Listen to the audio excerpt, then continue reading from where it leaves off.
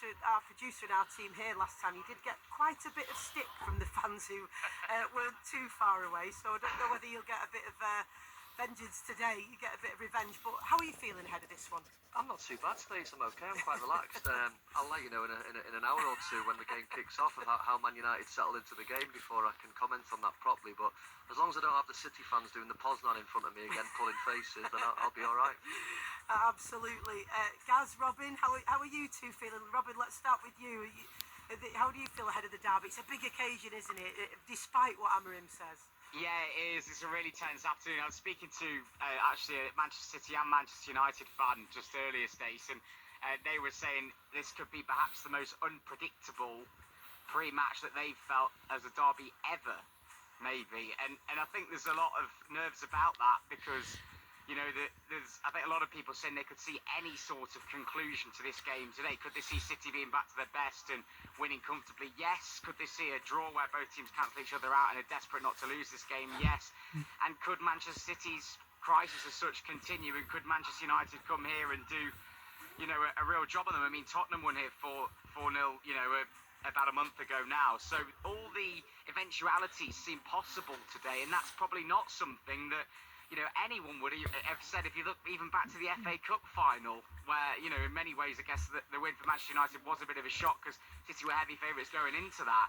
If you look at it now, today, it's definitely a feeling that all the eventualities are pretty unpredictable. Well, that's what they say, isn't it, Gaz, that when it comes to cup games or derbies, form goes out of the window regardless of who's the dominant side at the time. But this week, almost everybody I've spoken to, the predictions have been wildly variable, let's say. There's somebody I spoke to last week who's actually at a family Christmas party just said, I can see it either being a 0-0 or an 8-all. I think the 8-all was a bit of an exaggeration, but, you know, suffice to say, unpredictability is probably the feel ahead of this one, is it not? Well, absolutely, considering neither team can attack nor defend, it seems like, at the moment. I think there's this weird cosmic force in the universe when it comes to Manchester United and their rivals, Liverpool and City, where United, if they are good, City and Liverpool can't be good at the same time. I've noticed this over the years, but during Liverpool's recent escapades towards the top of the Premier League, United have lingered off.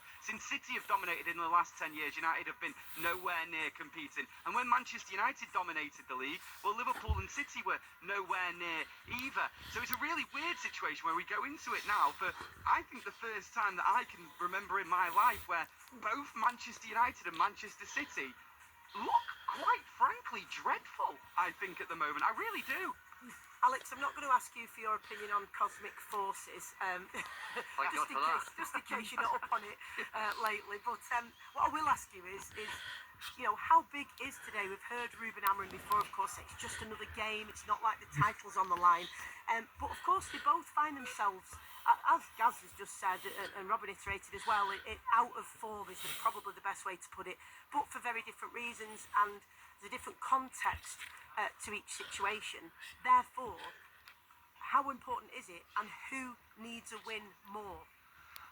Oh, that's a difficult question, Stace. I think both teams are desperate for a win, if I'm being brutally honest. I think City obviously need to turn this bad run of form round quickly, because obviously we know, I think it's 1 in 10 they've won now, so it's, I mean, if you'd said to me a month ago that was what's going to happen in the next 10 fixtures, I'd have probably laughed at you going into this game today. And Manchester United, Ruben Amorim's trying to play it down a little bit, saying that he expects two teams of this size to be competing for the Premier League, being first and second in the league.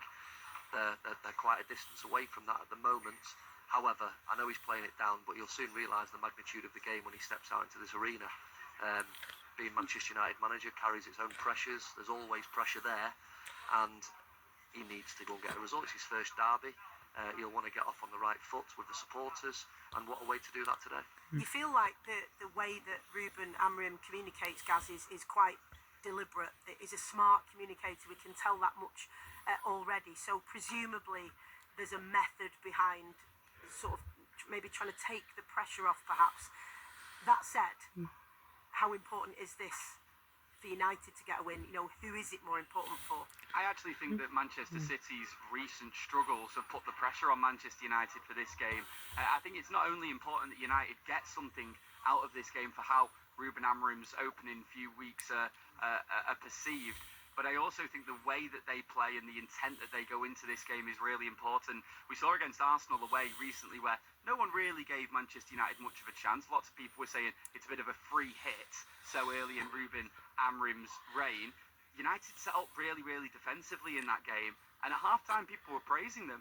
Arsenal didn't create any chances, they didn't have any shots on target, but neither did Manchester United either. And it's all well and good going up against a team who are in really good form towards the top of the division, and when you're struggling a little bit, playing like that at their ground. But the way City have played recently, and obviously the results or the lack thereof results going into this one, I think United fans will be really disappointed if United don't try and take the game to City. If United set up the way they played against Arsenal and end up losing this game, I think there will be a bit of uproar to how United have performed. Well, if they play like they did out of possession anyway in the first half against Arsenal, then that'll be a good start. Well, that's your commentary team, of course, of Alex Bruce, Robin Gray and Gaz Drinkwater, and David James will be with us from 3. You, of course, can have your say at BBC RM Sport if you want to get us on X. Let's hear now from some fans outside the Etihad Stadium, where there for us is Josh Watton.